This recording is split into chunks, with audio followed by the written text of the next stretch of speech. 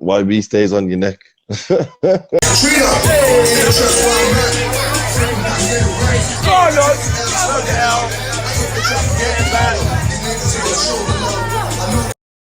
Yo, my dons, make sure you hit that like button, comment, subscribe, and obviously hit the bell for notifications. So we've just seen that video there from one of YB's exclusive proprietary sources. Listen, there ain't no one on the YouTube apart from the YB that has this exclusive video. Anyway, cutting to the chase. AJ's been turning up at some next party or whatever it is, and some people have been saying on social media, oh, this dude, in fact, even on my own social media, as in my YouTube channel, people have been saying, oh, I wish AJ would focus on boxing and no partying and no this and no that. And it's difficult because I can see both sides of it. As I said before, I used to be a particular level in a particular sport, so I've got some sort of idea. And when I was growing up, I was of the mind as well that yes, oh yes, Trojan, oh yes, Spartacus, all this business, yes, locked in, yes, work, work, work. But in a way, life is actually about a balance, and it sounds cliche, but it's true. You can't go too much the other way. If you become too obsessed, that's when things like pressure and that's when your mental, as I said, life's about a balance. Bottom line. And the minute you go too far one way or the other, it's not great. Now, if AJ's partying every weekend, or partying multiple times a week, or whatever, then that's different. But letting your hair down, and besides, you'll often notice at AJ's events, number one, he ain't drinking. Number two, they're more like social, like not family events, but like social events. Like this right here looks like, it doesn't look like he's turning up. It looks more like it's some sort of like boxing, community, I don't know. I can just tell where, it looks like he's at some sort of clubhouse, if that makes sense. So it's good to be around people, be around good vibes, let your hair down and relax. The training's been done, it's all in the bank. Now of course, when you're 4 weeks out from a fight, then you can cut them things dead. But now, 3 or 4 months out from it, it's good to collect energy. And I talked about this a few months ago now when he went to, well, however long it was ago, when he went to Nigeria. And I talked about harnessing energy. And you have to, in life, I believe that as humans, we don't spend enough time actually around a lot of human energy and a lot of different human energy. As an example, if you live at home, you might have a few people around you, but we don't really gain from that community spirit or that community power anymore. Now, once again, you may think this is cliche, or you may think this is wishy-washy, and to be honest with you, if I was listening to this, I'd probably tell you the same thing, but nonetheless, I think there's some value to it. What I'm trying to say is, when you spend time around other people, you see, you're almost able to get out of your own head, and that's important for two reasons. Number one, your issues and your problems kind of can fade away because you realise you're just like everyone else. Everyone else got their own ish going on.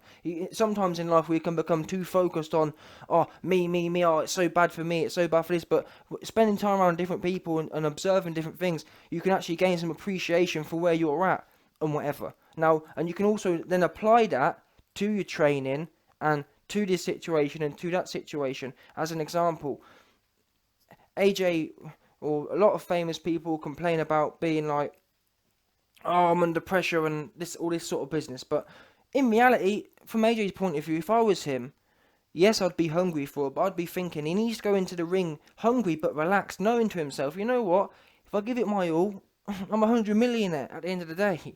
That said, the training and his fight needs, let's not get twisted.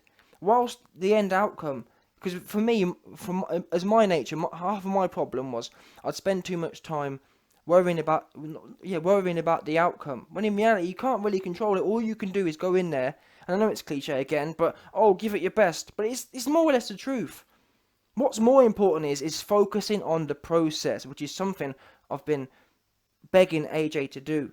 Focus on the process. Go in there and inflict your will. Worry about inflicting your will. Don't worry about if you win or if you lose. And this is me. Maybe I'm wrong. Maybe AJ would rather go in there and whatever. But I'm just saying, go in there and if it turns out that Ruiz has more power than you, or Ruiz is faster than you, then so be it. But at least you can sit at home and say, you know what? I went in there and I brought down hellfire and it didn't work out for me. What I don't want to see is, and it's all relevant, but what I don't want to see is You get confused with all these different inputs. You got my crackhead saying one thing. You got all your dodgy ass S&C coaches who ain't got a clue about the sport.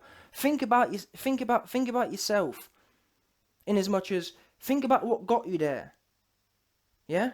Think about the process of what got you there, the nastiness that got you there. And however, I don't know how you do it, but whatever you need to do to harness it is take yourself back to there and bring it back up now. End of the day. And maybe, I don't know, maybe being around, I assume all the people he hangs around with aren't rich people, but maybe hanging around different types of people can maybe bring back that rawness. Hanging out at these, not community centres, but hanging out at, like, I don't know, I said it looked like some sort of like a clubhouse or whatever. Hanging around with the local Joes or whatever, that's where that's where it's going to be. Because all these other idiots, all the Made in Chelsea idiots, they ain't got a clue. They haven't got a clue. They haven't got that. They wouldn't know about that nastiness if it hit them in the head because they've never lived it. I'm not saying, neither have I, to be honest. I've lived a pretty sheltered life, but nonetheless, when I say sheltered, I mean, listen. End of the day, you got a whole load of these Made in Chelsea idiots who ain't got a clue about squat. That's that. Put them to one. You have to know what's what. They're one side. Then you got other people. Not that they're more real or less real, but it's just different. That's what it is. It's different. You need to know when's when. Yeah. Made in Chelsea. If you want to lick down Ruiz and then go and hang around with all your Made in Chelsea friends, great. No problem.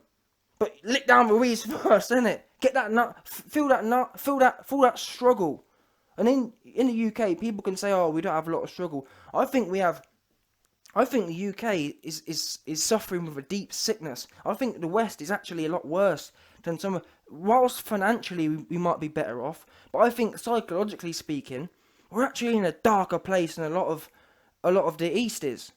If I'm truthful, and I talked about this in my other video when he visited Nigeria, you'll notice that a lot of people that don't have much, they're in a better psychological state than we are. But anyway, that's for another video.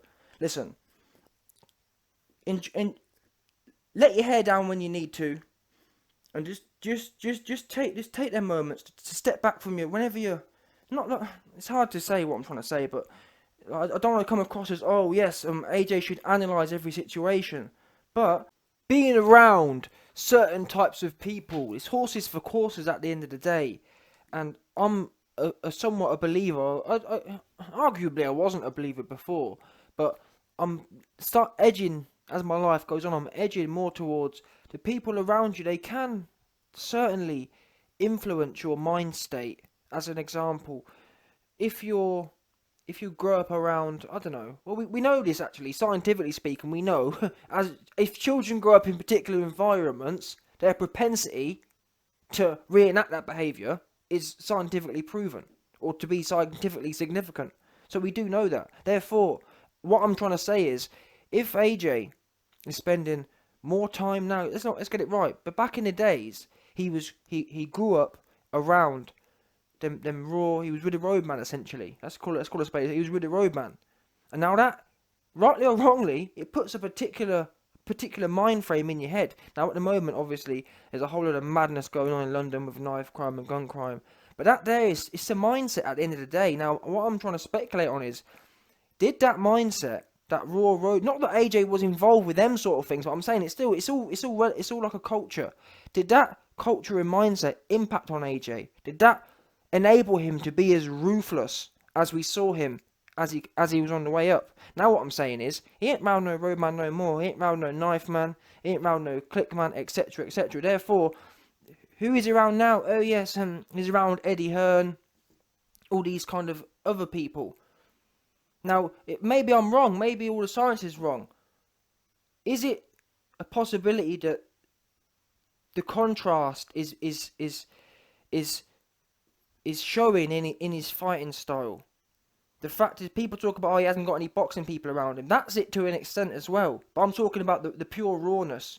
Yeah, having boxing people around you would also help. But I'm saying, is it possible AJ can manifest this ruthless mindset around a bag of moist man? That's what I'm questioning. I'm not sure. Maybe he can. We're going to see on December 7th. And what I'd ask AJ to ask himself that question. Can he be as raw? I'm not sure.